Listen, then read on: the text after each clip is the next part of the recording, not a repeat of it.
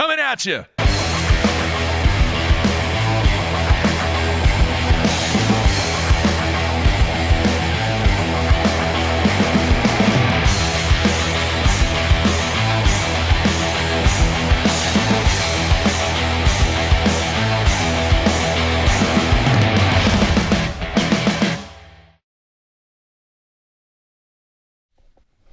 Good Monday, everybody. Welcome once again to BTL Bass Talk Live, where we're going to talk bass fishing and anything else that we want to talk about. We are kicking off the week with Bradley Hallman in studio, getting ready for probably one of the most exciting weeks in our industry. Would you say not there, Matthew? Well, it's ICAST week. That's what I was referring to. Yeah, it's really exciting. Now, after you've been to what, 8, 10 of these things, you kind of know what to expect. But I haven't been to one in the last 3 years, I believe. So I am excited to go to ICAST. Now, for you, you pull out your sweater vest. You get a little bit of the hair gel going. I have no sweater vest in Florida, You get the cargo khakis, your little packet, your backpack, and you walk in and take care of business. It's status quo for you. No cargo pants. You do the exact same thing every time. So I'm sure it's not as exciting as it is. For Brad, have you been to an ICAST before? I have never been to an ICAST. And you're going to this one? I am. So Brad would probably be a better guy to ask about how the excitement level heading into ICAST. Well, I've avoided it for many, many years for a reason. So my excitement level is very level. Tempered? Very tempered. All right. Well, we're glad to have you in studio once again. We're going to break down the final FLW regular season event from Lake Champlain. I know we had the winner on last week, Bradley. Casey Scanlon gave us some insight, a lot of commitment to Ticonderoga, and I'm sure we're going to get into that with you. Oh, yeah, absolutely. All right, Bradley, I want to ask you this. Now things are kind of over, and just kind of what are your plans now the remainder of the year? Have you even thought about it? Well, looking back at my season, it was a rough road for me on the tour this year. It wasn't, there weren't many highlights in my entire season.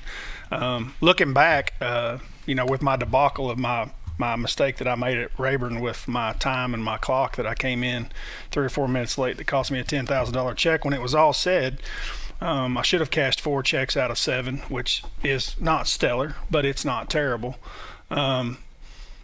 It's just been a rough year all the way around. But with that being said, I still have Costa's left. I'm in the top 10 in the points there in the Southwestern Division with Grand Lake left on the schedule. So there is an opportunity there for a points title. We've got the Costa Championship still left in November. I have the U.S. Open out west that I'm looking very much forward to. And I also am going to add a BASS Open to the schedule. The one at Fort Gibson? Well, they're going to come to Grand Lake.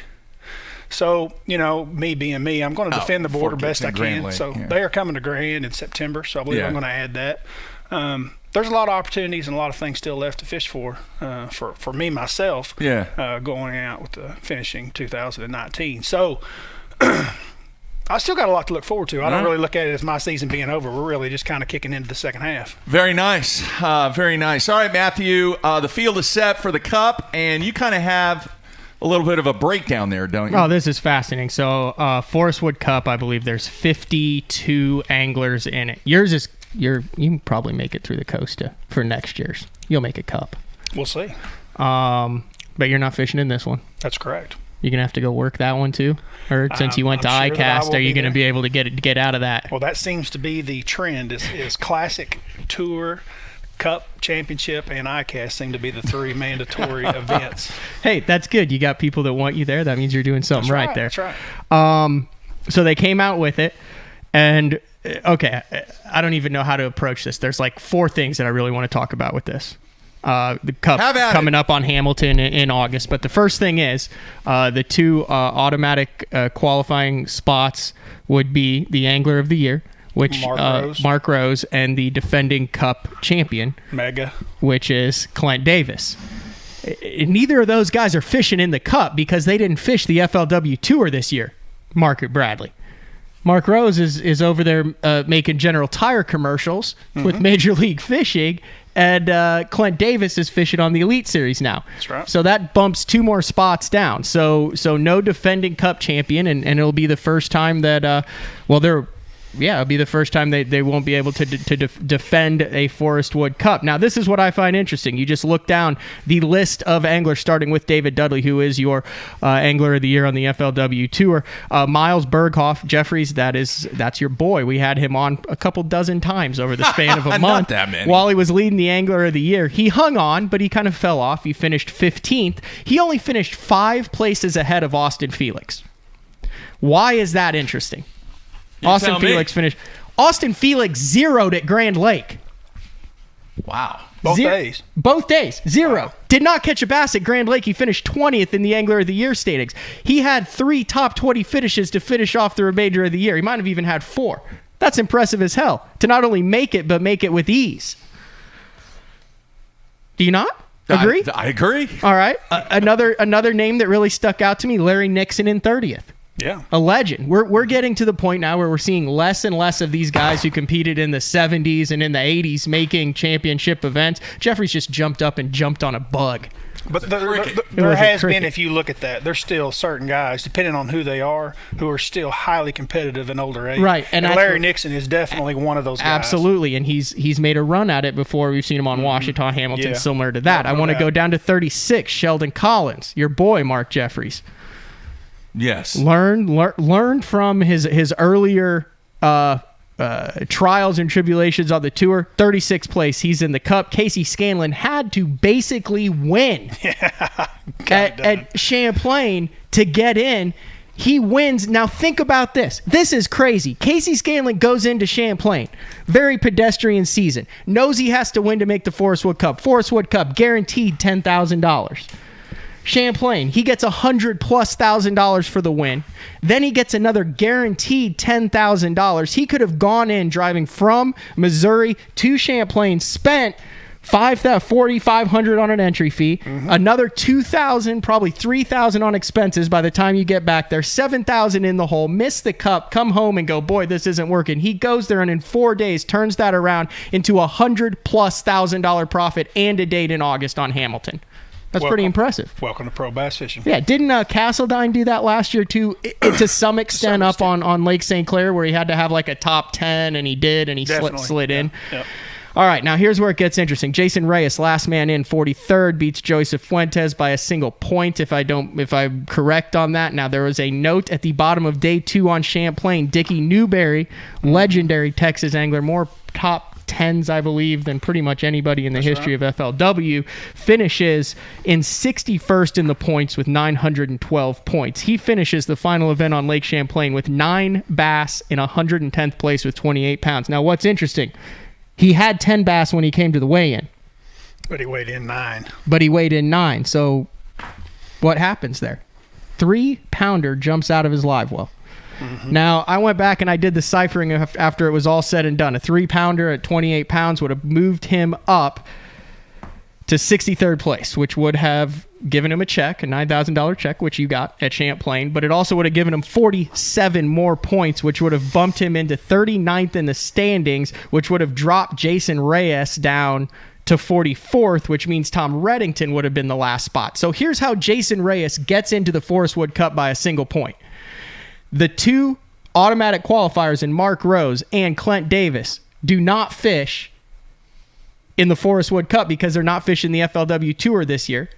Then Dickie Newberry has a fish jump out of his live well on the last day of competition of the season, and Reyes makes it by a point. He's a lock to win the damn tournament.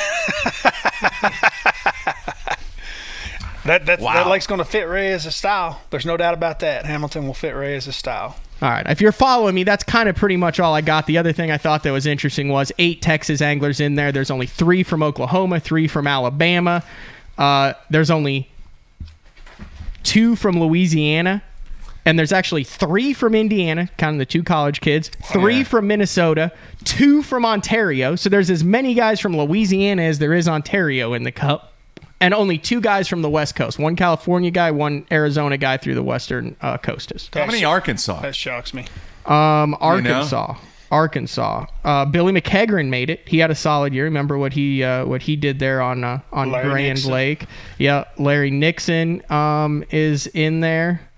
And off the top of my head, that's all I see. There's only one angler competing on another tour that made it. That's Corey Johnson, who made it through the Northern Division Costas.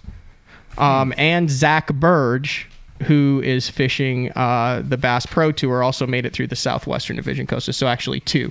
There's one Elite Series and one MLF angler that will be fishing in the Cup. All right. That's your breakdown on the Cup. Man, you make a run on that thing, you get paid. 5th place and above, over 30 grand. 2nd place, 60 grand.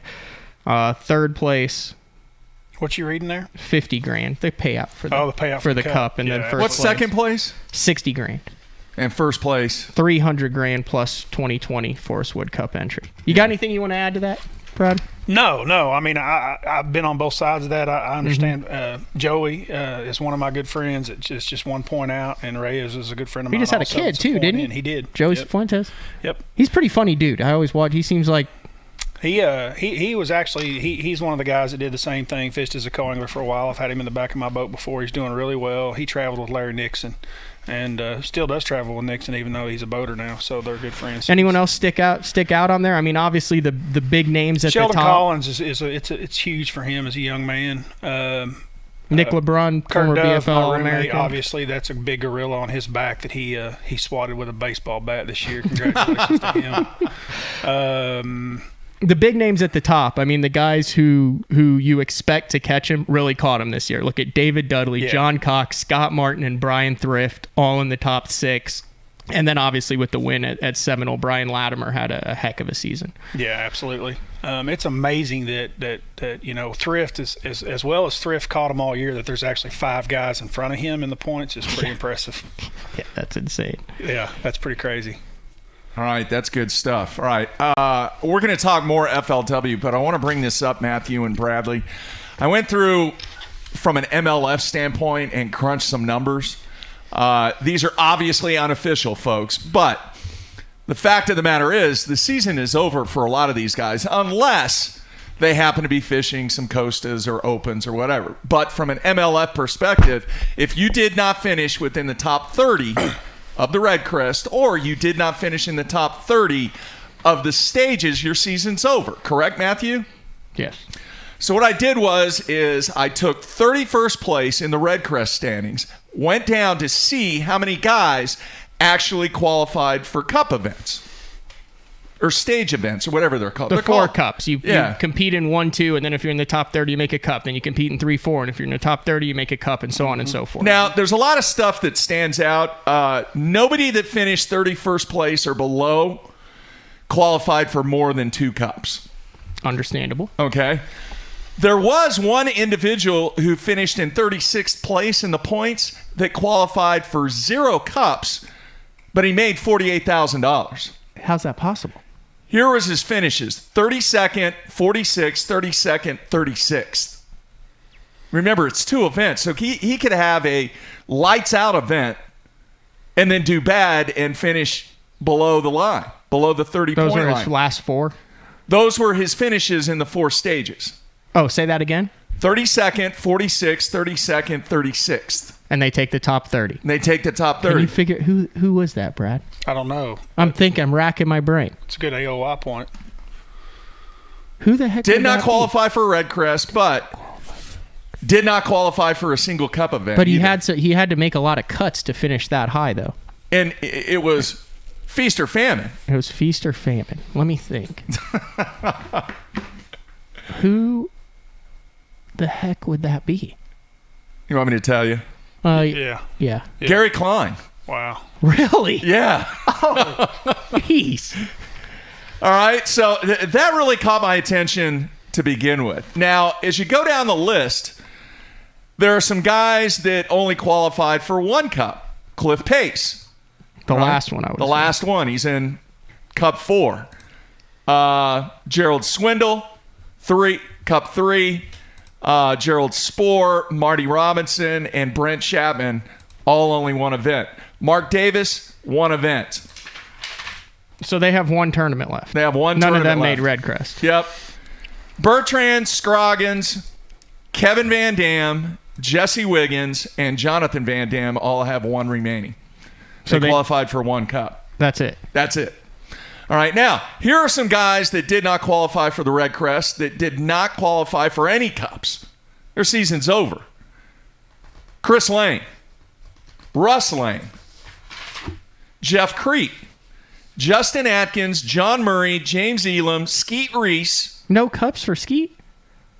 James Watson, Shin Fukai, Boyd Duckett, Ishman Roy, Timmy Horton, Dean Rojas, Cliff Crochet.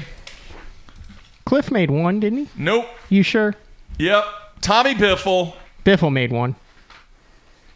Man, Rojas had a 100% Biffle made one because he had back-to-back. He had 13th and 26th. Yeah, he made Cup 2. Rojas had a win, too. He didn't Cup 2? Yeah. No. I know it's 2 events, but... No. Yeah, Brandon Coulter made one. All right. Kelly Jordan, Shaw Grigsby, Roy Hawk, Britt Myers, Mike McClellan, Jason Lambert, and Paul Elias. Their season is over. That's a lot of guys. Now, when we started this thing, Matthew, some of those names that I read off whose season is over, would you have thought that? No. Especially Shin. And Jeff. And Mike.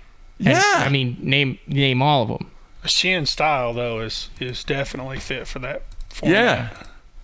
So, really interesting. 2 was the max number that anybody qualified for that did not make the Red Crest. Now, I did not go in and look. I mean, there might be a couple of guys in the top 30. I know that there were some guys that made all 4 of them from the top 30. But you know me, I always look at the lower end of the standings. I was looking at the this was something interesting too. I was looking at the FLW Tour standings, and I think what they pay the top 62, 63, 64, depending exactly on how many there are there, Brad. Hey, you got me, man. I don't know the answer to that. I had to go ask after the last. I know they pay the top 61 because you got cash money for your 61st at Champlain, but like the top 130 some or 13 some all cashed a check. At least one on the FLW Tour. The highest finishing angler who did not cash a check on the FLW Tour this year. We've been talking about legends. Oh, I thought we were talking about what place that would be. Yeah, who do you think it was? The highest in the angler? I want to Zell take Rowland. AOY, so that's probably like 120th. Zell Rowland finished like 100 something and did not cash it. He was the highest finishing angler in the Angler of the Year who didn't cash a check. Wow. Zell. Wow. One other thing on those MLS staffs, you did have 2 guys that won tournaments that did not qualify for the Red Crest. Dean and Cliff Pace. Yeah. So there was more. Cliff was the same way. Yeah. Wow. He won the last one.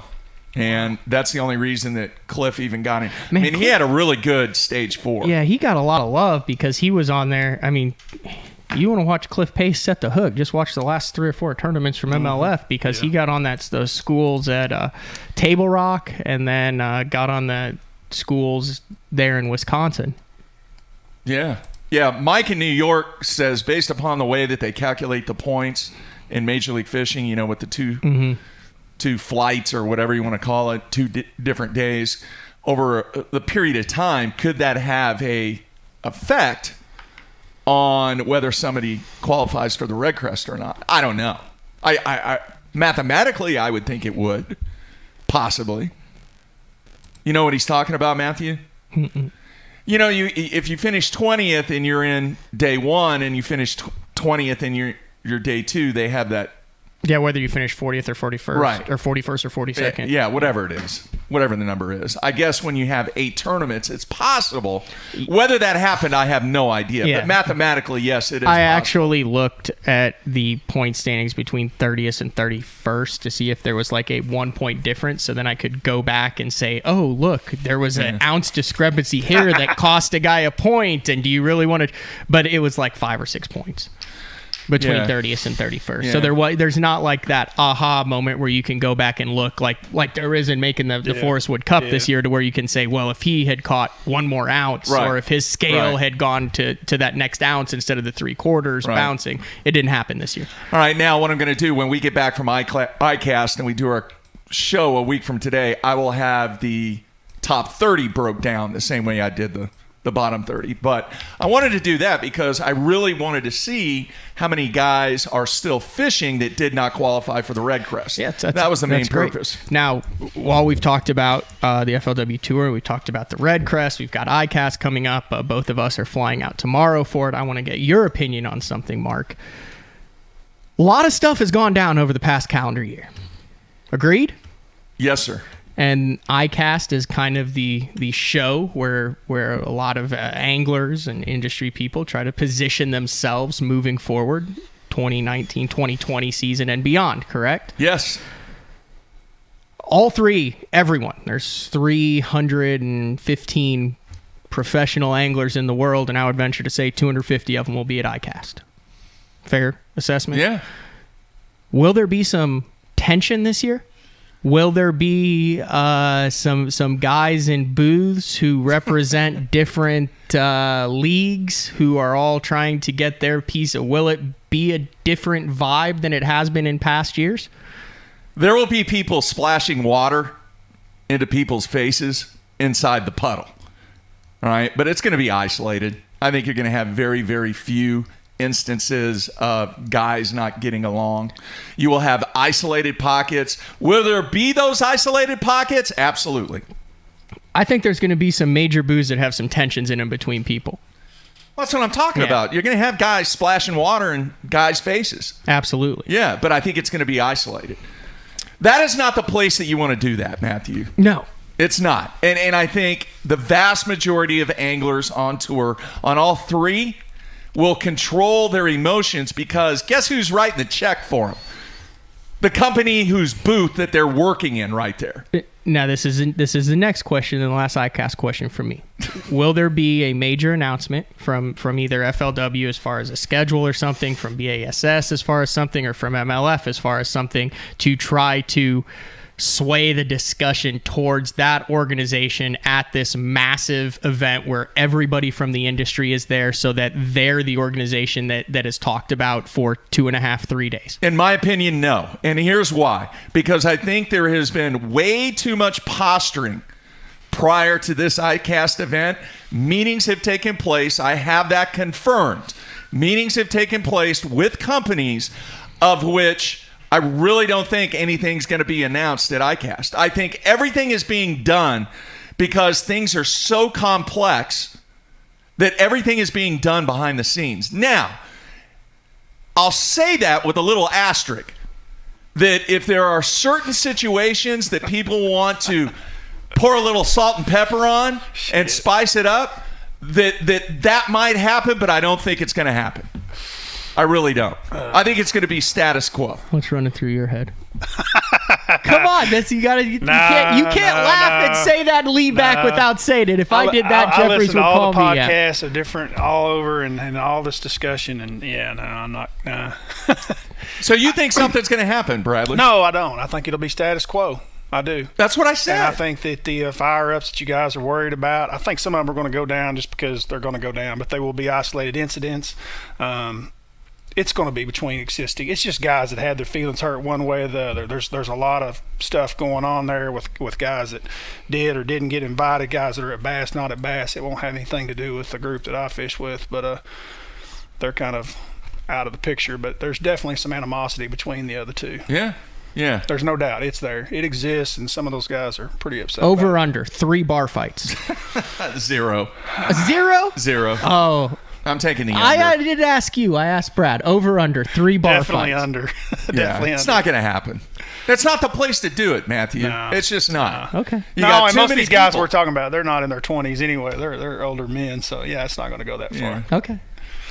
You got to understand, those are the people that are writing checks for these guys that are trying to earn a living catching fish. It's not going to happen unless they make a really, really poor decision. I think that there might be one of the 3 that's keeping something under their hat. And I don't know this, but I would not be surprised. There's always surprise announcements, are there not? No, there's a lot of rumors. There's a lot of rumors. A ton of rumors take place at ICAST. Okay. All right. So I think it's going to be status quo. I think Status quo is that rumors take over. When you're at the Classic, Yeah. it's rumors. When you're at the Cup, it's rumors. When you're at ICAST, it's rumors. Yeah. Is it like that in other sports?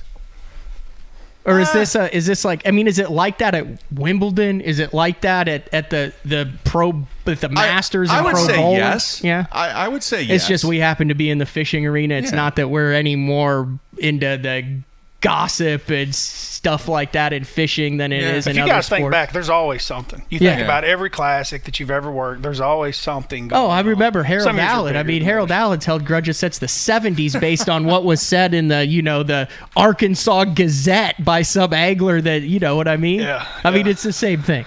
It's been going on forever. Yeah. We'll see. We'll see what happens. All right. I guarantee you there will be a rumor spread around that consists of one person's name. Who would that be? Rumor spread around. Guaranteed. Consists of one person. I'll put $5 on this one. I'm going to say Boyd Duckett. No. That was too easy. That consists of one person's name. Yes. It's right in front of you, Matthew. You? No. Heavens no. Jeez. Right in front of you. I mean, think about it. It's right in front of your face.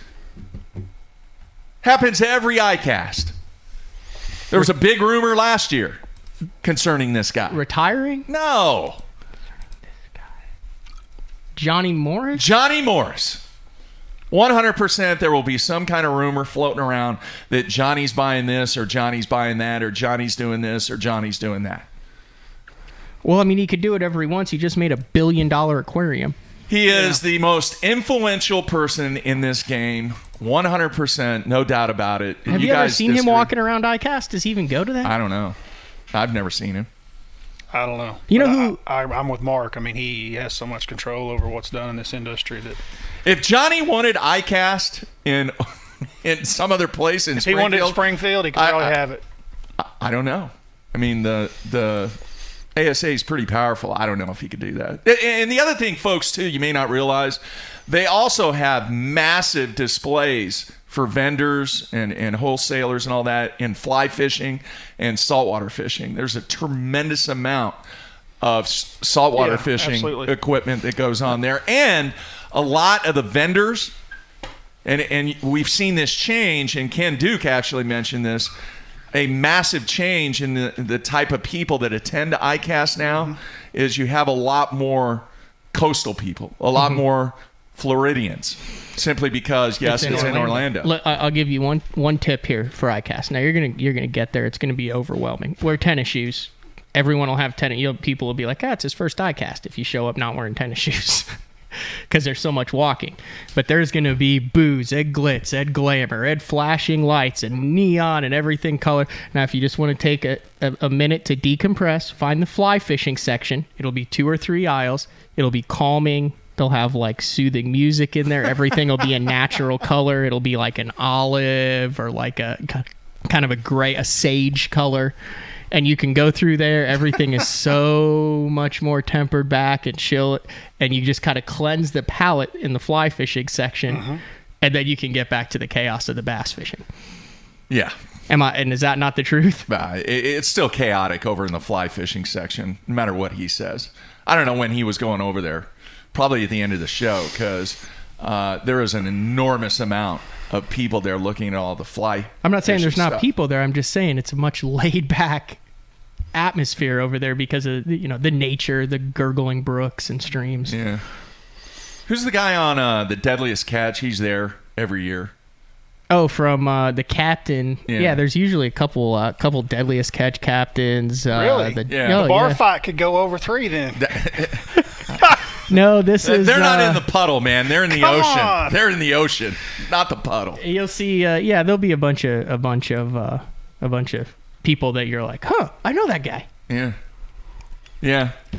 So get ready, Bradley. It's good stuff. I'm looking. Take some time. I know you're going there to work, but take some time to actually walk around and see some of the stuff, because you will not see it any other place than there. And I'm not talking just bass fishing stuff. All right, Matthew, I'm going to throw this out there.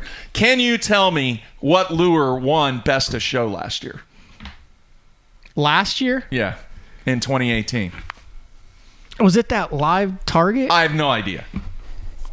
I thought you would know. Was it? No, the Rock was a long time ago. Exactly. That is the one Best of Show that sticks in our head. Do you know about this one? Which one did you just Bradley? say? The Rock. It was a rock with a rock with a ball bearing swivel on it, so you could drop shot naturally. It was just like a river stone, and then they put a swivel in it, and then you could use it as your drop shot or your Carolina. They also rig. they had one that you could use for a Carolina rig. It was literally like a. It was a rock. It was a rock. It was a pebble. They just put a. Okay. That was best of show. That's a great idea. What happens, folks, is the media actually goes into the new product showcase, and they will vote in different categories on. We should have looked that up. The We should have stuff looked at that- all the best of show for like the last Can year. you pull that up? I'm looking at And it then right let's now. just see which ones have caught fish. That's the thing. Nope, the Weston Freddy the Frog. That's the point I was trying to make. So many times, what wins best of show? Yep. Freshwater hard lure was the Weston Freddy the Frog. I think a black and blue beef. beaver's been my best in show for like the last 15 years. Best freshwater soft lure, live target, hollow bodied crawfish. Yeah. Yeah, no. Best terminal tackle, the Rapala VMC Nico. It's a Nico rig with a skirt sticking out of it. Corrado DC, St. Croix Legend Glass, the Real Combo, Lose, Best Marine Electronics, Garmin Panoptics. I think Garmin got like best of show overall in 2018 for the best of everything. That was the Panoptics, the boating accessory, Minn Kota Ultrex. Can you imagine life without an Ultrex? No. Which brings me to my next point, Bradley. Make sure you check out the trolling motors, because there are going to be trolling motors Galore. everywhere Yep. at They're coming. ICAST this year. Yep. Big news is Garmin's got one coming. I think I've heard Lowrance has one. Lowrance coming. has one. Oh, yeah, there's a bunch. Best lifestyle apparel, the AFCO Hexatron Fleece. Best technical apparel, the AFCO Hydronaut. Right, They might win again. They've got these shorts that have, they're waterproof shorts. Like, it has a pocket in it. Like, you know how, like when me and you talk during practice, it's kind of a pain in the butt because you're always like, okay, if I hit a stump and go in, I don't want my phone in my pocket. Well, now apparently they have a waterproof pocket. Great idea. Now, I'm not saying I'm going to go, conch shell diving with my phone in my pocket now, but I'd be a little bit more likely to put it up there during practice. Why not? You can get it wet or maybe fall in and survive. Why not? Oh, there's Freddy the Frog. Freddy the Frog. All right, so here's what we're going to do this year. When we get the listing for 2019, we're going to keep track.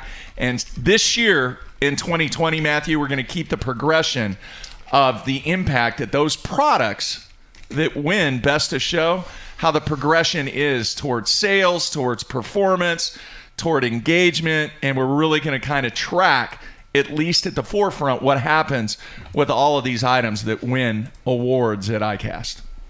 We've never done that before, so I came up with that idea. Do you guys enjoy the show more when it was in Vegas or now that it's in Orlando? Vegas.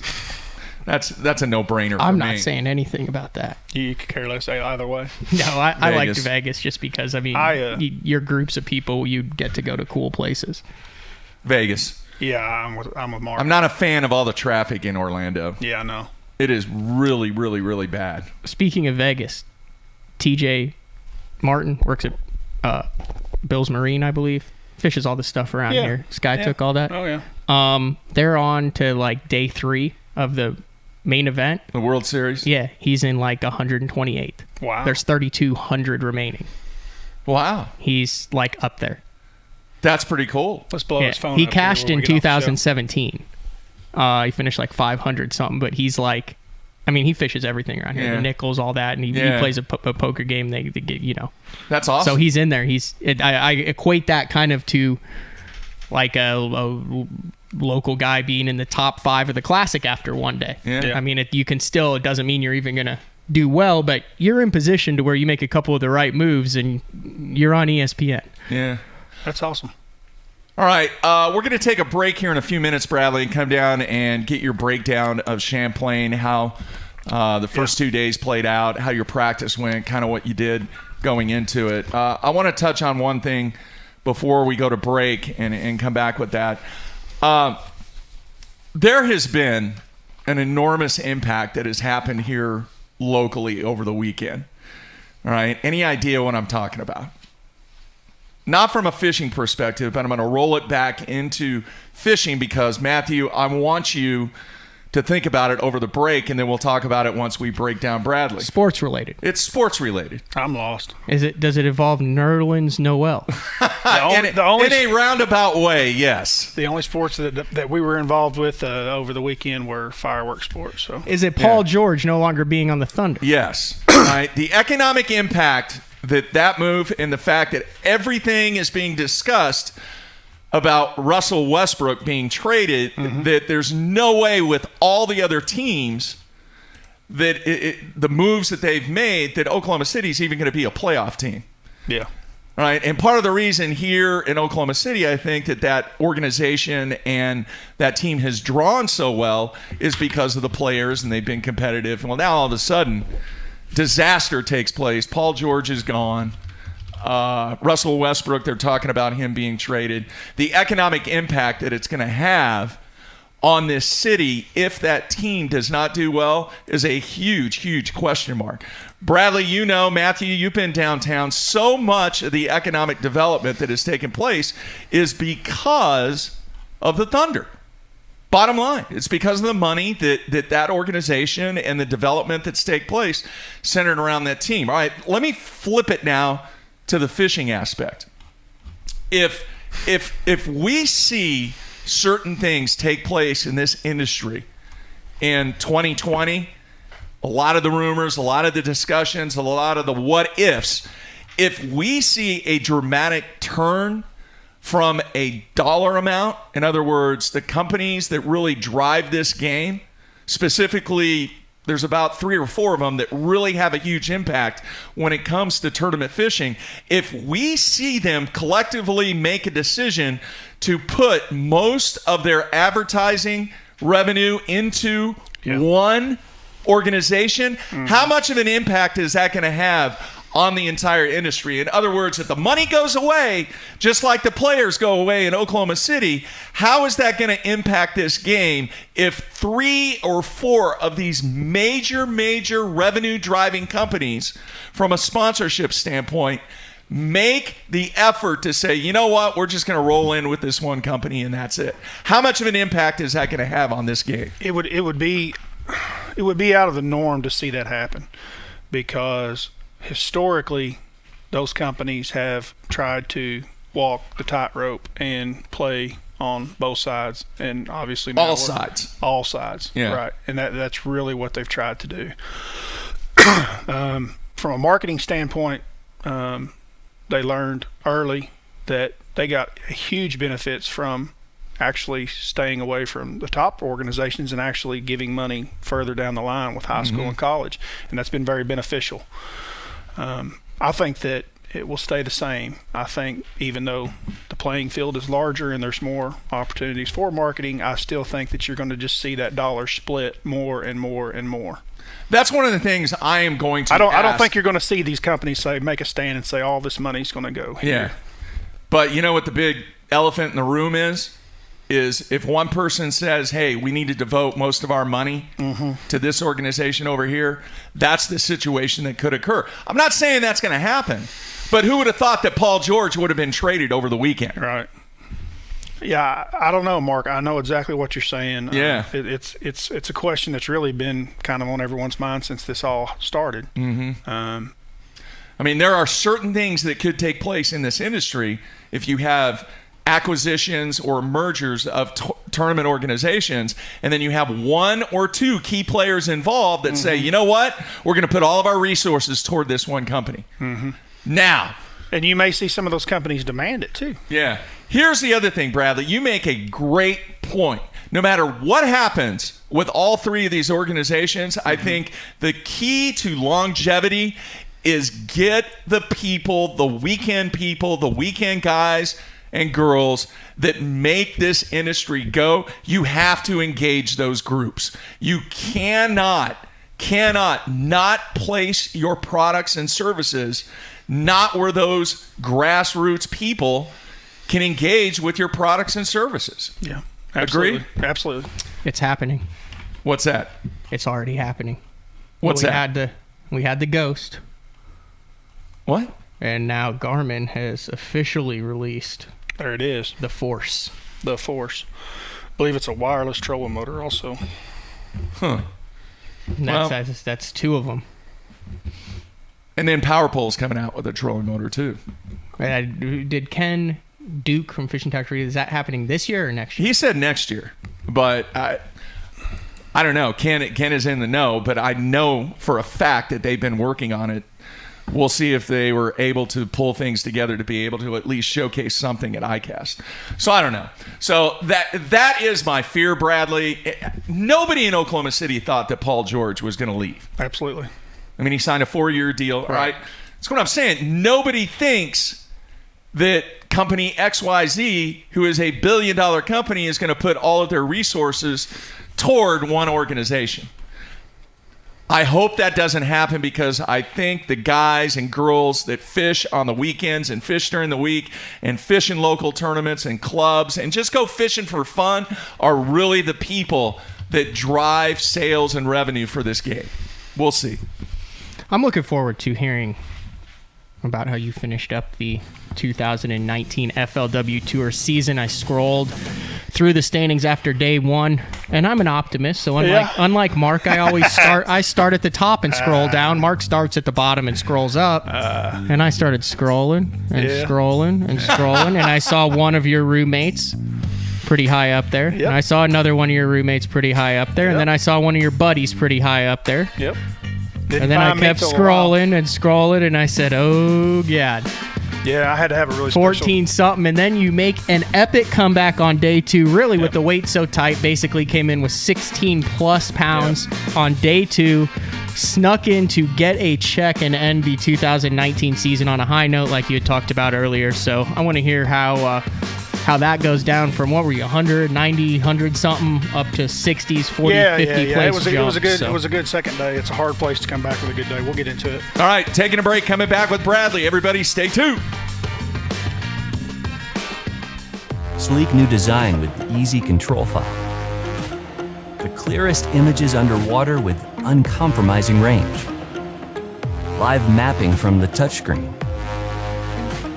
View notifications, video, even Google Maps on screen. And for the first time ever, real-time view of fish movements with live sight sonar. HDS Live. New from Lowrance. I got my power pole down, stuck in the mud in the bottom of the lake, sitting so still in the wind and the waves, could even be a hurricane. I got my power pole down.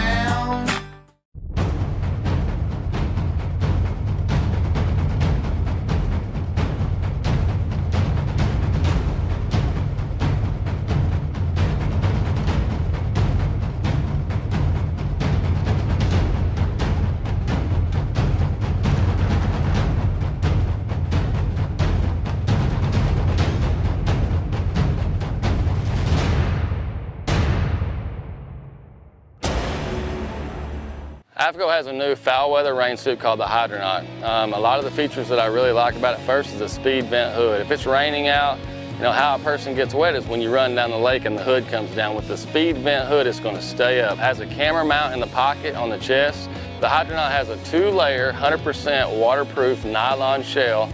If you're interested in a rain suit that has a lot of cool features that's going to keep you dry, you need to check out the Hydronaut from AFCO.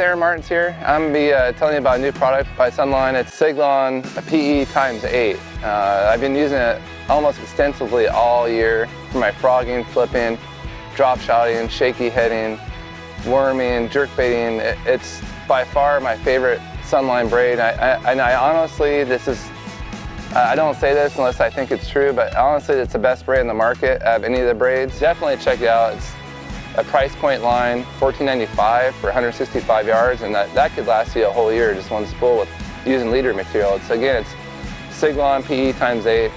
it's my favorite braid, and I think if you use it, it'll be your favorite braid too. Blue Water by TH Marine.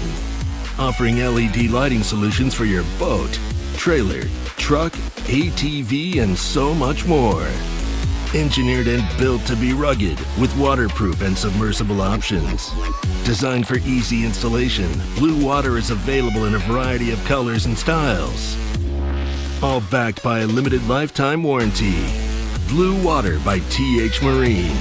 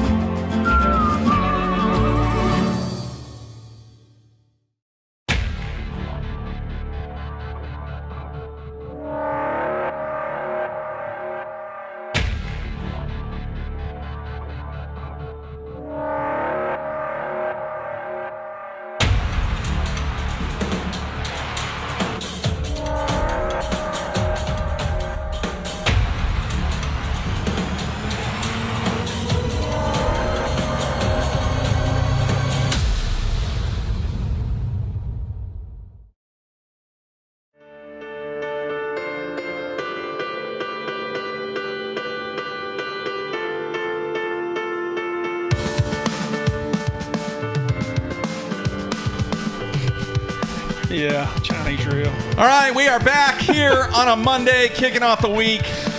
Oh, we're laughing looking at Bradley's FLW profile, and it was from last year when he won on Chinese. Lake Lanier. He's holding his Falcon rod there with the Chinese reel. You gonna be meeting with them at ICAST, Brad? I don't think they show up. Shishimano, is that what it was? I don't know. Shishamano, what? It's all in Japanese writing. You never know what brand they are. Wow.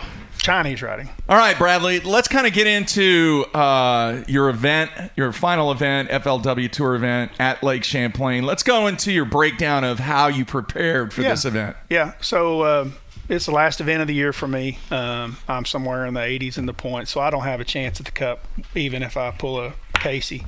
But historically, I've been to Champlain numerous times, 6 or 7, maybe 8 times now at this point. And I fish Ticonderoga generally at least one day in practice. I don't generally end up fishing there in the tournament. For whatever reason, the schedules we're getting there earlier than we used to get there. Whether I was at Bass, it seemed like, it was more that later July or early August that we were there. And amazingly enough, that's far enough north that there is a big difference from when we're there at the tail end of June now or the middle of June to that August time, as far as you're really talking about spawning and post-spawn in June as opposed to, the grass being mature and grown up anyway. So it has an effect on how the fishery plays. That's why you see a lot of smallmouth. That's why you're seeing the flogger, the favorite word of the week that we were up there, flogger. I had a friend of mine call me before the event, a few months when we were leaving Chickamauga or wherever, and tell me that I probably should invest in a flogger, and I was like, dude, that's like the last thing I need to do. I knew what I wanted to do. Explain what it is for the viewers that are down south that don't know.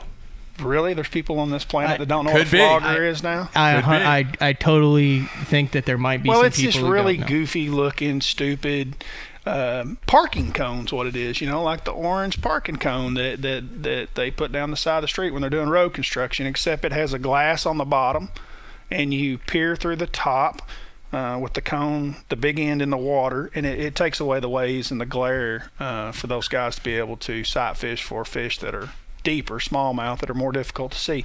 I think a lot of times they're seeing the beds. Now, don't take this from me because I've never sight fished a smallmouth in my life, but they're seeing the beds, the dark spots, but can't tell if there's a fish in it or how it's related or not related. I have a lot of confusion also on how, everybody talks about how easy they are to catch them. Why the heck do you need it? If there's a dark spot down there, you should be able to catch it. And then some guys are like, oh no, you got to put it right in front of his face. Then you watch David Dudley and he's flipping braid in that sucker going, yep, they're easy. So I don't know. I don't know what's really the truth, but Maybe it keeps you from fishing dark spots forever. There's not a fish sitting in. I don't know what the purpose of it is. I do know that the guys that are from that region are believers in it, and they're all doing it. But with that also being said, I felt like going into the event, I kind of liked the flogger because everyone went and bought one. How much are they? I think if you buy the actual Tackle Warehouse, quote, the one that I think they're close to $150, $200. They're not cheap. Oh, yeah. Wow. Do you know how much they are? They're about $150. Okay. Another reason I didn't want one. But, I mean, I'm not going to go up there and learn how to do that in 3 days of practice. Remember, we actually talked about one for the U.S. Open. Yeah. Yeah. Like, that'd be cool. I bet we could look down there and see them. Yeah. Just swimming around down there. And then none of us got one. Yeah. So, no flogger for me. I was pretty much Ticonderoga from the jump because it was a good event for me just to go for it. And so we get up there and folks, I mean, if you've never fished, and this is the same for all of us on all tours, anytime we get to this region of the country, at this time of year, you can literally, we as fishermen, we try to get as many advantages as we can. One of the advantages is to fish as long as possible through practice, which gives you more time in those shortened 2.5 to 3 days of practice that we have. So we call that dark to dark. You know, we try to fish as long as possible. Mm-hmm. When we get up to that region, it gets bad. I don't know if you guys realize this. I'm sure covering the sport, you've talked to enough people. It gets daylight at 4 o'clock in the morning, and it gets dark somewhere around 10 something. Yeah. And it leaves literally, by the time you consider driving time and everything, there are actually guys who are sleeping 3 to 4 hours. It can become quite the grind for 3 days to where you're just dead. But so you put that into the mix of what you're always looking into pre-game going into Lake Champlain. But Ticonderoga is a beautiful area. It's obviously well known for largemouth. We haven't seen it play as a winner in a while on a national tour event, but it's definitely been a player the last few times that people have been up there. But it's harder for Ticonderoga to be dominant in June than if this tournament was in August. It's Ticonderoga all the way. Mm-hmm. I mean, you see what I'm saying? Those largemouth are healed up and fat again. And anyway, so we all show up at Ticonderoga. It is a Sunday, I believe, is our first day of practice. Sunday, Monday, Tuesday. Yes, it's a Sunday. And the locals are having a tournament down there. The boat ramp has no less than 150 boats at it in Ticonderoga, which, by the way, when you put in a Ticonderoga, if you drive there from where we put in a tournament, so if you stay up in Plattsburgh and you drive, it is over an hour drive one way each day down there and then back. So, I mean, you're looking at 2.5 hours of driving each day to practice in Ticonderoga. There's no less than 100 boats in the parking lot, and the place is muddy. We're talking about a grass, fishery that's loaded with largemouth that are wanting to come off the spawn and start feeding, and it's muddy. I mean, literally muddy. Wow. And so I fish all day down there, and it really is not very productive. And I fiddle-faddled around there through the day. I don't even remember the first day, but I just know that it was not very productive. It was so unproductive by day 2, I had pulled out of that plan. Still not going to fish for smallmouth. That's not ever in my agenda. But I'm going to go north and look at the north end. So day 2, I go up to Missisquoi, look in the rivers, the grass area, and then there's the big offshore deal out there that's kind of a community hole. But Scott Martin and some of those guys have just racked them out there year after year. It's amazing how they get on that same crib and catch them. But anyway, mess around at Missisquoi. I get some bites up at the north end of the lake, and I find some deals going that I feel like I can catch some fish. How big, I don't know. I mean, honestly, I'm thinking 15 pounds is pretty much 14 to 15 is pretty par, and that's not enough. And at Champlain, it's going to be 16 plus, if not pushing 17 a day just to do well. You guys know how close the weights are. But I can get some bites. There's a couple areas that I found that definitely have quite a few fish in them. The problem is I'm not seeing the right size. I think a 3.5 pounder was the biggest fish that I saw that day. And you really need the 4s, because the 4s are what puts you and separate you. So the third day of practice, I go back to Ticonderoga. And about par to plan, I get down there. it's on a Monday, Tuesday. It's on a Tuesday. There wasn't 15 of us down there at the boat ramp. That's how much of a change it was. Wow. So the word's out, the tie's dead. It's not bumping. And go practice is a torrential downpour of a day. Torrential downpour.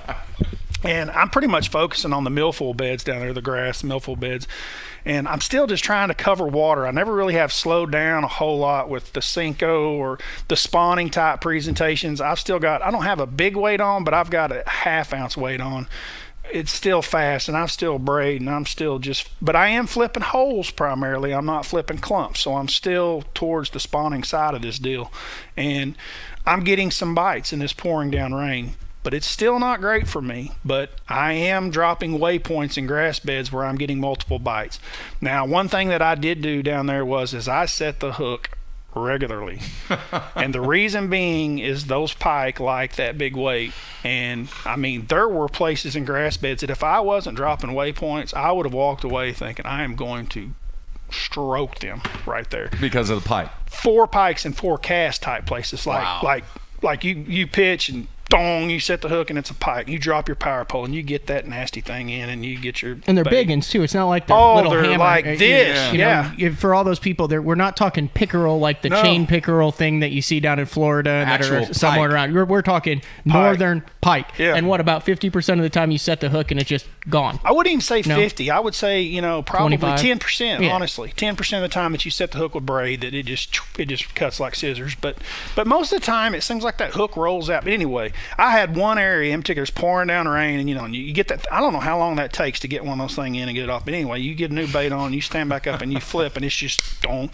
So you pick up the power poles and you let it troll dong, thong, thong. I mean and they were pike.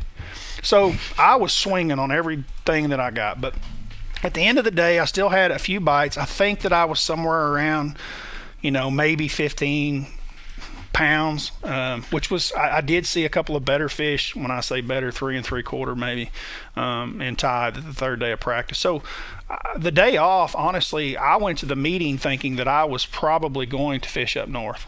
I honestly did. And I got to the meeting, and then, I'm just talking to a few people, and of course, it's all dock talk, but there's 4 or 5 guys that I know pretty well, and I knew that they had spent at least a day or two in tie, and they were going. And they all had quite a bit of success on that third day of practice in the rain. They just got bit by largemouth instead of pike, and I got bit by pike. Well, I had a couple of areas that I knew had some bass in it, and I had some bites. So I made up my mind, I'm going to tie, because I felt like that the overall ceiling was much higher.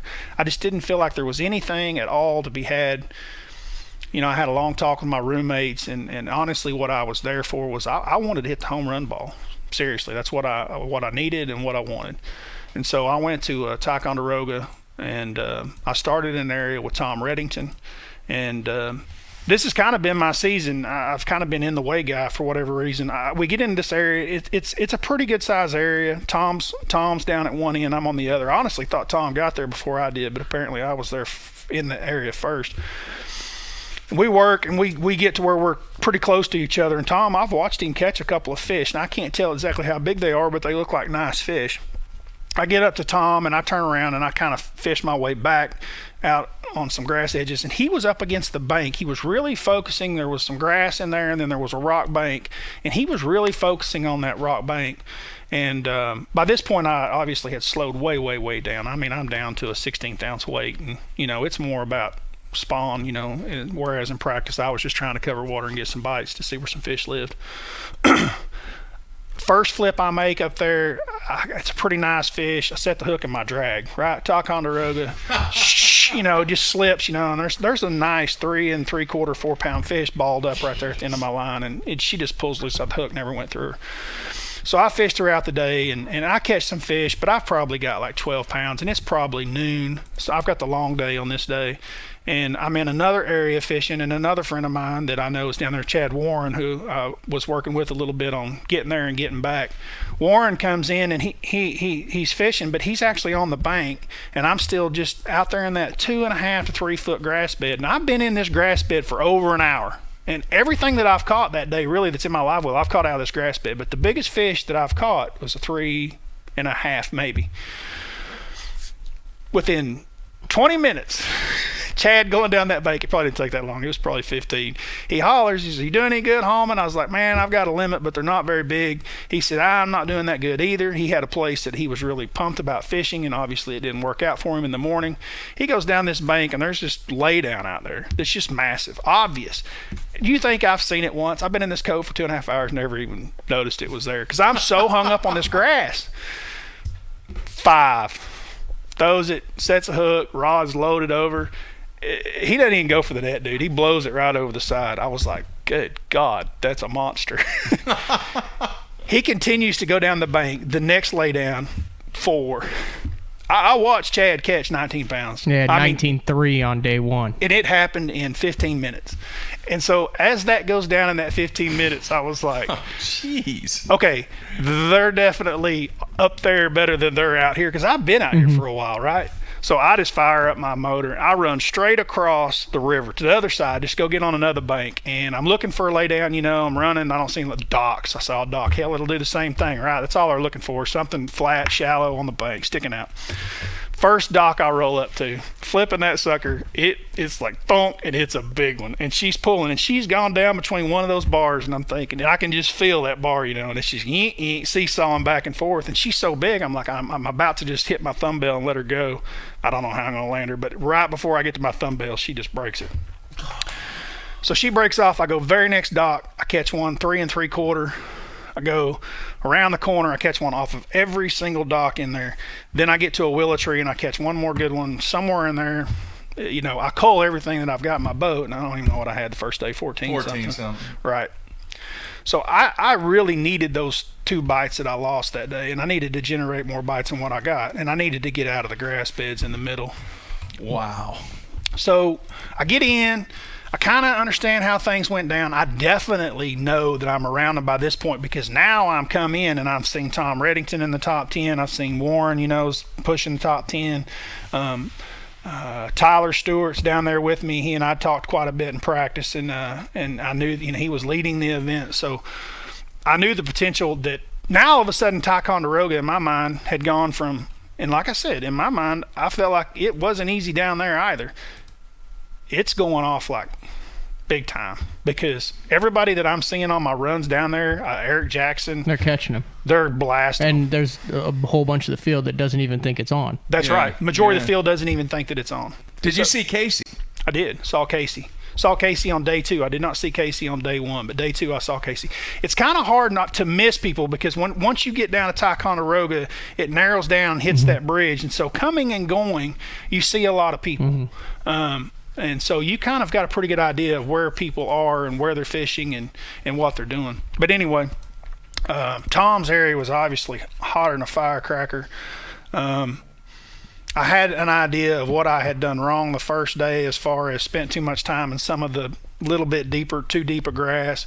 And day 2 really wanted to focus more on the bank. And that's what I did, and that's what allowed me to catch what I caught. So I came in pretty frustrated, went to the house. Both my roommates had stellar days, just stellar days. They're both doing really, really well, and I'm pretty mad at the world that evening. And but I really am expecting day 2 to be a lot better. And honestly, I expected day 2 to be better than what it was. But I run back down there. I got the short day on day 2. I run straight to a bank that I've never been to in my life. I fish it. I think I catch 1 or 2. But throughout the day, I hit a couple of stretches. One, the docks didn't play as big for me on day 2. It was more about wood and laydowns. But the willow trees, I hit a couple of stretches of willow trees that I caught some nice fish out of. And didn't lose anything on day 2, but just never really this is crazy. I had 1 bite on a frog the entire time that I was there. It was on the second day of the tournament. I had skipped it up underneath this willow tree, and my trolling motor's on high. I'm just going, and I'm twitching it, and it was one of those brim bites. You know what I mean? Like, It hit it, but it looked like it was probably a 13 or 14 incher. And I turned my trolling motor to the right to go around this tree. And I don't know what it was, but I was like, dude, you better check that sucker.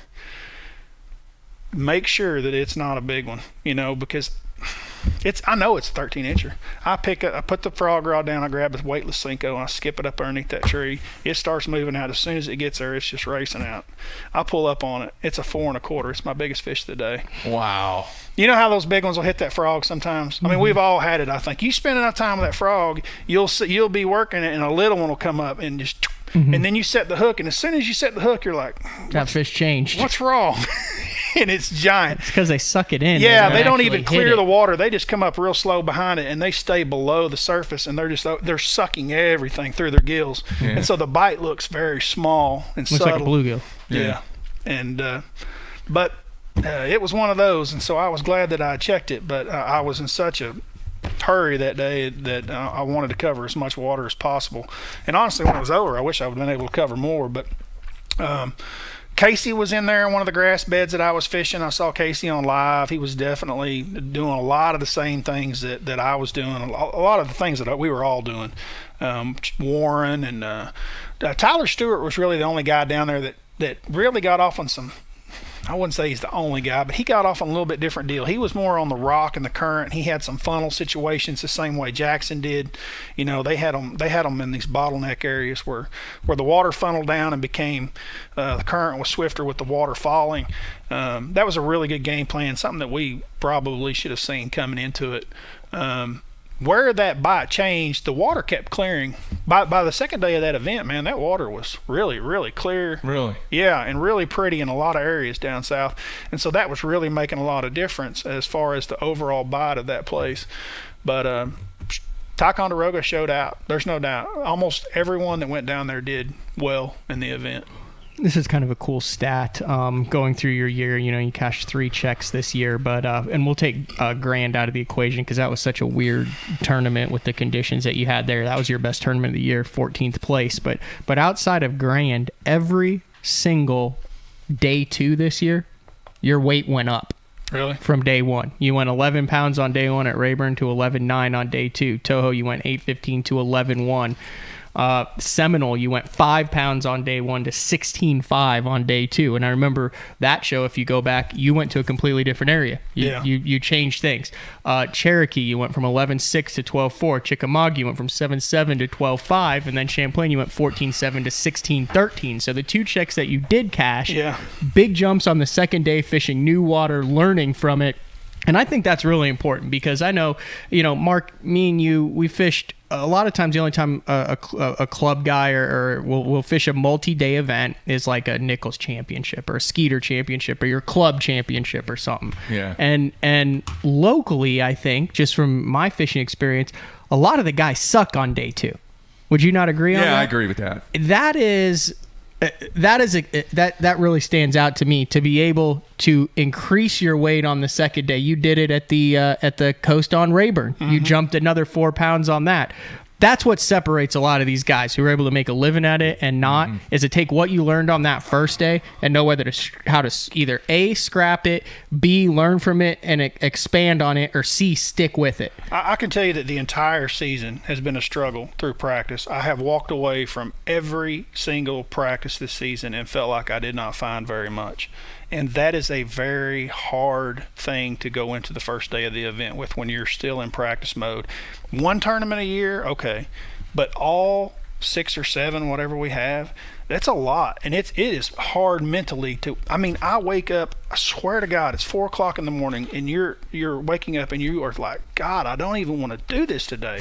I mean, that is the gut feeling that you have. And that's a bad feeling. Yeah. I mean, it's terrible. It's not fair. It's not right. But that is how I felt every single day. A lot of my day 2s, there's a lot of pissed off in that, you know, aggravated. A lot of it's not because I didn't find it. It's because I didn't realize how much was there. Exactly like what happened at Champlain. Reddington showed me what was there. There was 20 pounds there. I didn't know it was there. Happened at Seminole. We went into an area, Kurt Dove and I, he caught 21 or whatever he caught the first day. And what did I have the first day at Seminole? 5 pounds. 5 pounds. Well, day 2, my God, I know they live there. I know they're in there. I catch 16.5, right? I don't know. At Grand, man, that doesn't count. You got to take that out of the equation. Well, because it's your home lake, and it was a really tough. Chickamauga was counts. Okay, Chickamauga. I spent every single day at the bottom end of that reservoir fishing, and I caught 4 fish that weighed 7 pounds the first day. Completely horrendous. I made a left the second day of the tournament and went up the river, place that I'd never even been to, and put my trolling motor down, and within the first hour and a half, it is so obvious that end of the lake is so much better than the other end. It's not even funny. I mean, it was obvious. Hey, by the way, for those people that are listening to the iTunes replay, that noise that you continue to hear is Bradley's frustrations with his hands hitting the table hitting with the desk. Yeah. Because of his frustration. That noise. Yeah. So it's not anything about the system or anything. It's not what your stereo or phone or whatever is doing. Yeah. But yeah, no, I mean, funny. It was very frustrating. I mean, yeah, but this is the difference between. I know, but I don't. Yeah, but those day twos are the difference between 6 finishes below 100th and 3 finishes below 100th and 3 checks versus 1 check. Do you fish better when you're pissed off? Absolutely. Yeah, he does. Yeah. Well, get pissed off before day 1. Yeah. I could piss you off, Bradley. We all fish the best when a couple of light bulbs go off. You know what I mean? Yeah. Like, it is obvious that something's going down there. It's the days that you wake up and you're like, I think Matt and I had this conversation at Rayburn. You're going to catch them. It's just, are we going to catch a couple of those big ones to put us over the top? Because we're catching them. And those are events that we all enjoy. And you get some of those throughout a year. I am telling you, this year, it was just like, up against the wall, even when the fishing was really good, for me, and it was frustrating that it was that tough. Is that the difference between a guy like you who's been doing this for 10 years and then the next level with like a Thrift and a David Dudley? Is that what impresses you the most, is that it appears that they don't ever have those days where where they struggle like that? It seems like they're always on your day 2 pattern, but on day 1. That's correct. Is that what most impresses you when you look at the stats of a Thrift or a Dudley or a John Cox? Mm-hmm. Everybody's different. Thrifty's very versatile, and obviously his versatility is impressive to all. Cox is the box guy, and he stays in his box, and it's amazing how he makes his box versatile. Here's a guy that look at Champlain. He's got a boat that he can't make that run to Ticonderoga. He can't do it, so he stays close, and he still just pounds them. I talked to him after day 2, and he really felt like going into day 3 that he might have a place that was like Timmy Horton's. He felt like he had a magic rock that he could just wail on them, and he's not in Ticonderoga. He made that happen in largemouth, and he made that happen. His box is impressive. This game is mental at this level, and this is something that I've known for a long time. A lot of it is outlook and expectations and staying mentally strong, and those guys stay there, and it shows in their results. It is tough to go to Chickamauga, a lake that is that good, and weigh in 7 pounds. It really is. 4 fish for 7 pounds. It's hard to do, especially with a guy like me that's fished as long as I have. You can really tell. I can tell from looking back, when I go back and look at that, let's say 4 years from now, I know. The only way you do that right there is, man, you're in a mental box of doing something, and that something is wrong. You know what I mean? Completely wrong. Yeah. Hey, Andy in Indiana wants to know, did you watch any of the coverage of Eric Jackson? Yes, I watched a lot of it. What'd you think? I had mixed feelings about a lot of it. Guys got to understand that Eric is fairly new to the sport. It was his very first top 10. I think his highest finish before that event was a 50-something, highest ever. So he was on a really big high and well-deserved high.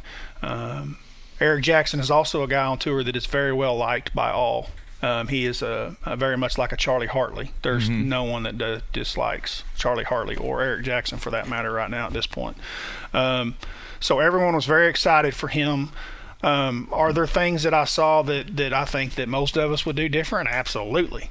But, really it was just more with management of the anglers around him. And,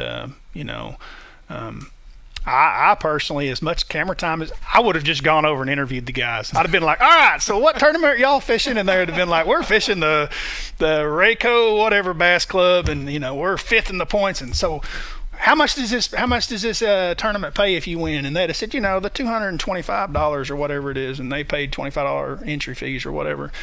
And just watch them go fish for fish. Done an interview with their names and everything. I would have. I'd have made them famous. But they weren't going to leave, and they have every right to be there. Yeah. It's a hard deal with our sport. Those guys were fishing 2-day tournaments down there. I noticed right off the bat that Champlain was going to be a tough place with with local tournament fishermen, because of the way that it was obvious that they were down there practicing for an event on our first 2 days of the event, and they really didn't show much leeway.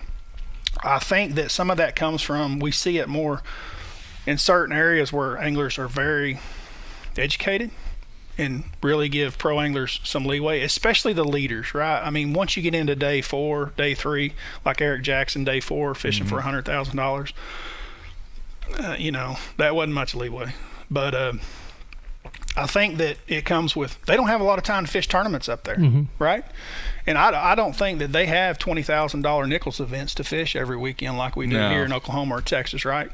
So they haven't fished for that kind of money, and I just don't think that they, it's ignorance in a sort, And when I say ignorance, I just mean ignorance in the fact that what ignorance is, not knowing. You're giving them the benefit of the doubt is actually what you're doing. Yeah.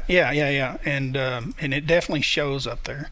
The thing that overpowers it is that Ticonderoga does have so many fish that it reloads in those places. I mean, I couldn't believe that Eric Jackson caught. Let's go back to that. I can't believe that he caught what he caught with what all he was going through. He called his shot like a dozen times. Yeah. He turned to the camera. Now this Ocho right here, you see that tree right there? There's a 4-pounder on it, and we're live, right? Yeah, we're live. Okay. Well, I'm going to take this up. Oh, nope, that's a bad job rigging it. I'm going to re-rig it. I'm just going to cast it over there, and yep, there it is. And then he just reeled it in. I'm sitting there going, what is this voodoo? But he sticks in everyone's mind after that. He did the best thing that he could possibly do to market himself doing that. Oh yeah. Would you ever go with the one piece? With the one piece? Yeah. The outfit. Yeah. Oh, the one-piece outfit. And he started that right off the bat, man. I know. That's why I'm asking. It's very impressive. But that's his style. After you listen to him, it makes sense. If before I'd watched him, I was like, who is this guy, the one piece? But then after you watch him on live, you're like, okay, that fits his personality. Yeah. You guys look him up in the kayaking world, and he's a bad. Did he start man. the Jackson kayaks? It's him. I don't know any of the details, but I know that it's his business. Yes. And his was the one who is Dalmatian hit the brake at the first one on Sam Rayburn and put his whole RV in the lake. Yep. That was another way to That was another highlight of his season for sure. He started and ended. Yeah, the dogs made it out safely. I think that was his biggest concern, but definitely totaled an RV down there. Well, that's good stuff, Bradley. I want to ask you this. For people out there listening, is there anything that you learned about Ticonderoga this year that you could pass on to the listeners and the fans that they may be able to approach from a technique standpoint, from a I don't know. Is there anything relatable to the way that Ty sets up to other lakes across the country? Well, the one thing that I would definitely pass on to any viewers that love to largemouth fish, if you've never been to Ticonderoga and Lake Champlain, it needs to be on your bucket list. Simple as that, because there really isn't anything that is like it. As far as how it fishes, it and the Potomac River are very similar. I mean, very similar. Same types of grass, same types of currents, same types of flatness. They're very much alike. But if you haven't been there, that's the one thing I would tell you is to go, and to go in the summer when it's hot down here and it's miserable, and you go up there and you're wearing a hoodie in the morning and shorts and t-shirt in the afternoon. It is one of the most beautiful places that we go to, and it's obviously one of the best fisheries that we go to. The first year I fished it was 2006, was the first year of the Elite Series, and they actually called it the Champion's Choice was the name of that event. And the reason it was named Champion's Choice is because it is everyone's favorite to go to. Very cool. Very cool stuff. Hey, Matt, you probably know, I can't remember, who was it that got into a wreck in Indianapolis? on the way back. Kyle. Yeah. Yeah, I Brianna. saw a picture of the boat that was actually on the other side of the interstate. Yeah, I guess he got hit. Hit and run. And it was literally a hit and run. Yeah. Like a hit and run. He Like, ran. The guy who hit them jumped out and ran. That's right. He's okay. I actually was home. I sent him a text Man, message. the boat's and all the way off yeah. the trailer and everything. Yeah. Yeah, on the other side. Mm-hmm. It's crazy. Yeah, it was is. wild. I mean, he's still got some coasters left to fish too, but I'm sure they'll get him up and going, and he was safe, and fishing community jumped in and got him home. And Hey, our good friend Basszilla wants to know, Bradley, if you had the opportunity, not would you do it, but would you consider fishing Major League Fishing? Yeah, I'd consider it. we almost got through an entire show without a question about Major League Fishing. He wanted it. We aim to please for the fans on the instant feedback. He wanted to know. Let's see here. That's an interesting second after the question. I have a feeling there will be some open spots. Yeah.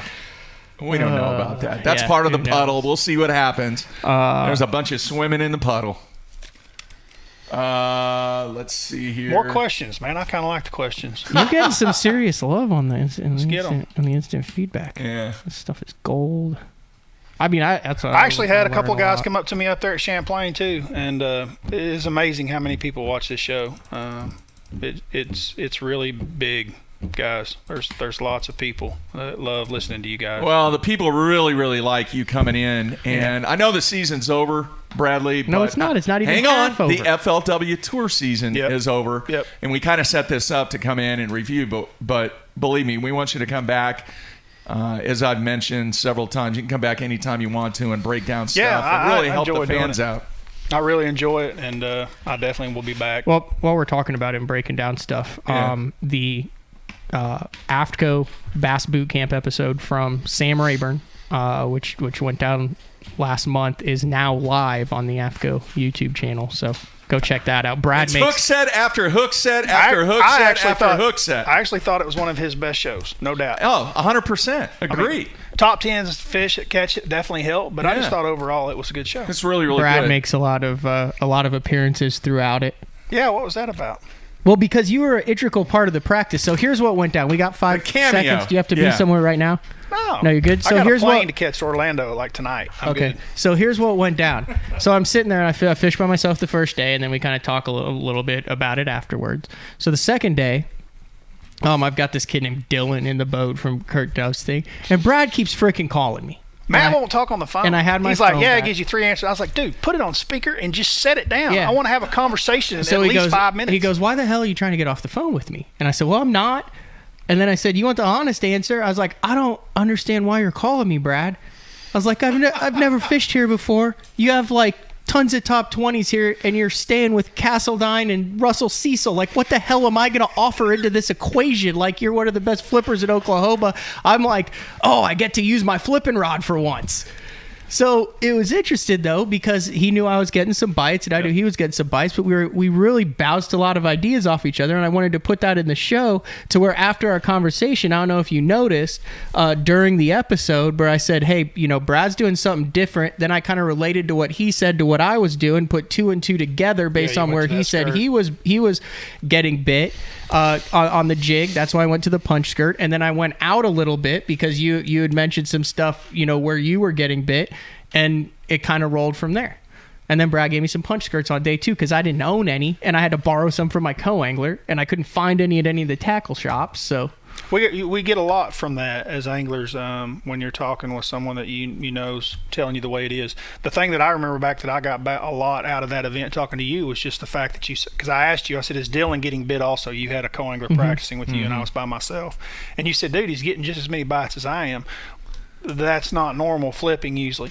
So that told me right there that, it's not only a high percentage target deal. There's more fish up here to where they're not just on the point bush. They're back in there also. It was a stretch. It was right. An area. You would get on areas and there would be numerous fish, and that was one of the event things that helped me get a check in that event also, was just knowing going into it that they were grouped up. So for sharing information, guys, it does work. Anyway, you could go on the AFCO like it is. It's just YouTube /AFCO 1958. Click on that episode and watch how that went down. It's like 40 minutes long. There's St. Louis Blues hockey in there. Yeah, his best effort. 100%. You're Dude, it dead was on, awesome right? tournament. Really, really, really good. But he also did what I talked about. I mean, from the jump that he was there, from Yeah. the very first he started practice, he jumped on the deal, he stayed with the deal, and he Yeah. didn't do anything else. Yeah. But it's easy when I said that in it. Like I said, it's easy when it's happened 3 in a row now. It happened at Table Rock, it happened at Kentucky, and it happened here. The very first thing, second thing, but the very first day of practice, I knew this is what I need to be doing. This is where I need to be doing it. Now let's expand and see if nothing else happens. But I know that that's not going to happen every time. So then that difficult time is when you don't jump right on it and you struggle. How do you turn that around into a good event when a good event happens? A lot of times it appears easy on your end when it happens. Oh, you just put the boat in here, drive down here, flip around. But hindsight's always 20/20. Right. Like coaching, it'd be very easy to do. I did have a question about it, coaching wise. On the third day of the tournament, so you've made the top 10. Right. You're in. You're having a good day. You're in there with all those guys that are Rayburn legends. At this point, I see something different in the video, and it's setting the hook, but it's a Carolina rig or something dragging. Yeah. Totally different than anything I've seen throughout any of the practice videos, anything I've seen throughout the first 2 days of tournament. First question is, how productive was the Carolina rigging? I weighed in 2 fish off of it that did not help very, very much. Second question is, how long did you do it? 3 hours. So you spent half of my day because we had a 1 o'clock weigh. 40% of your day. Way more than that because we had of your a day 1 doing o'clock something that weigh. you had not done. Yes. You want to know the honest answer? Yep. I bitched out. Well, I just like I said, coaching and hindsight's 20/20 for all of us, right? I bitched out but I because see that, and then I'm like, okay, I get that you got a bite or two out there that was off the cuff, right? You definitely want to check it and sniff it out because you want to be on the new thing coming, right? But after how many bites do you think? How long could you? We caught 15 to 20 a piece out there, and not a single fish over 2. Hang on a second, Bradley. Didn't you tell me that part of the reason why you did that though is you had no shot? You felt like you had no shot to win. So you're going to mix things up and see if there was something. Right, but I think what Brad's saying I'm saying is if he caught that many fish, 40 fish, it didn't take 3 hours of catching 40 of them to realize that there weren't the right size. I didn't spin out, but I think I misjudged because there was other tournaments there, and there were a lot more people in the bushes, and instead of doing what I did on days 1 and 2, I get that. I was like, I think there's a good chance that I could flip the bushes and not upgrade. I haven't explored the outbite yet. I know my co-angler caught some on a big worm. There's several guys that I know cashed checks that were fishing these areas that, had 15 pounds but didn't make the cut. And I think I could maybe make an extra $2 or $3 grand by sitting out here. And I think if I'm catching fish, I have a better chance of catching a 3-pounder. What I didn't realize was I had a great game plan. I had a top 5 game plan. Yeah, if you go back and you catch the same weight that you'd caught the first 2 days, that 16 something, you're in the top 5 at the end of the day, right? Yeah, and I felt like I made a bad call because I was not planning on fishing 3 days. Right. I said that at the beginning. I said a top 35 is a win. So I then understand. I get there and I get there on the 3rd day. Well, I've had some experience between the opens and these coasters and multi-days on how to, I know we've talked about this. We just had a 20-minute conversation on it, how to go into your 2nd day and what you learned from the 1st day. Well, now I'm in the 3rd day. I know I can't fall below 10th. And honestly, all that was thinking in my head was don't finish 10th.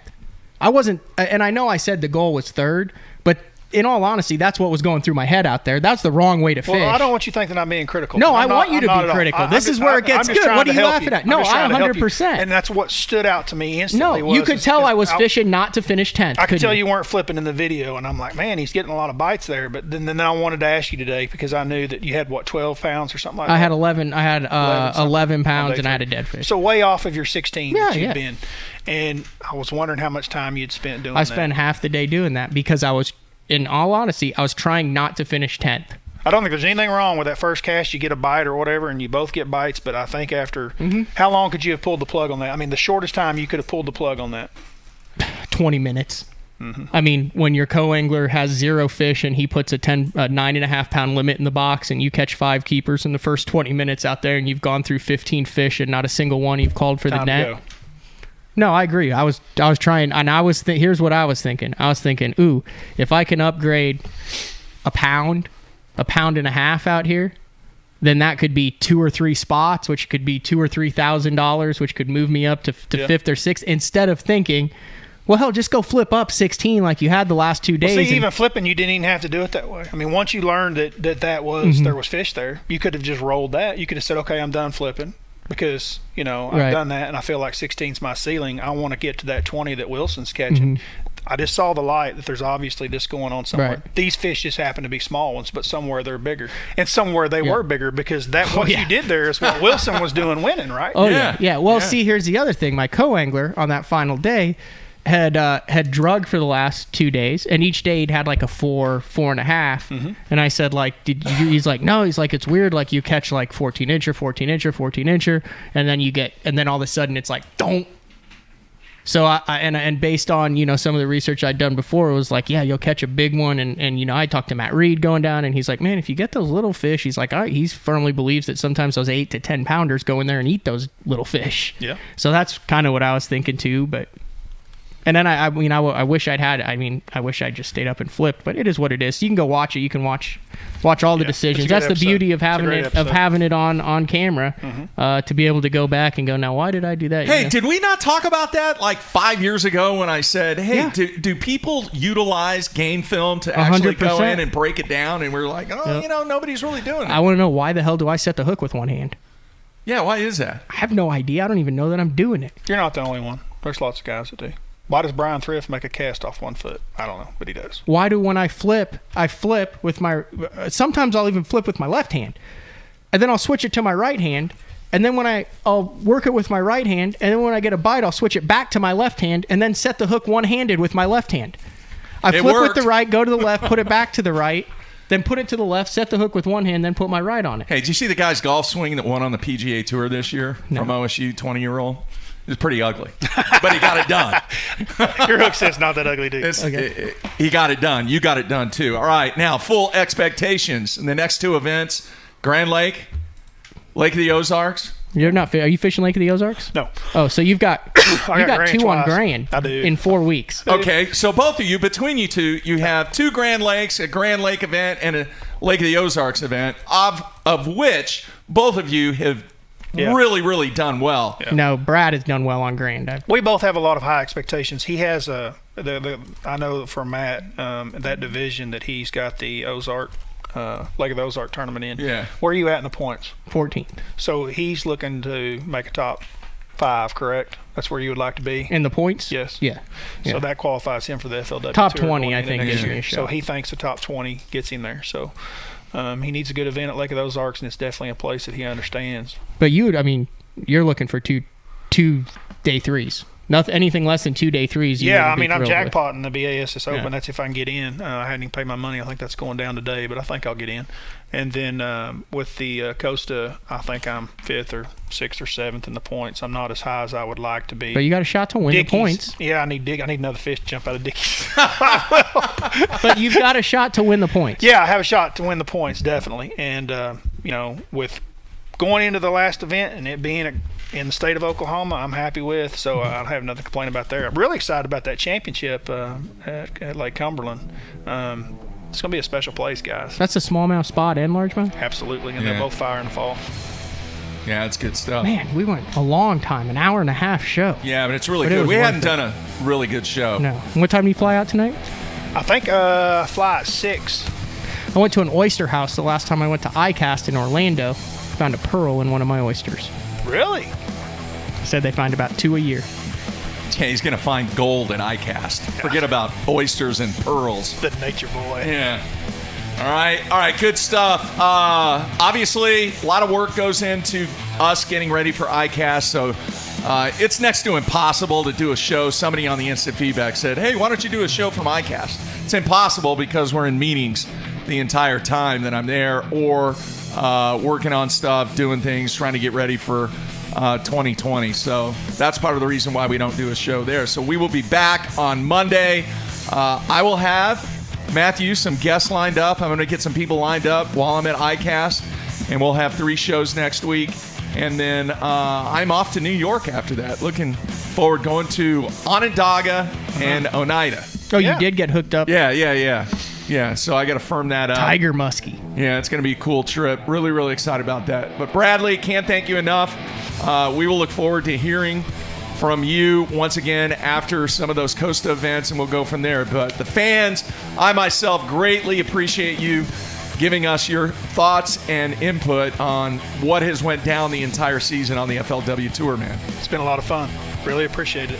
All right, Matthew, safe travels. You're leaving tonight, right? Yeah, when's the house start? When do we have the house booked? Tonight. Tonight? Yeah. Okay. Dave Yeah. said he'd shoot me the you're address good when to he go. gets there, and then I guess guys I'm going staying to in the Uber house? back. Yeah. It's like a one-bedroom house, so I'm probably going to be curled up like a mattress. cat on the love seat.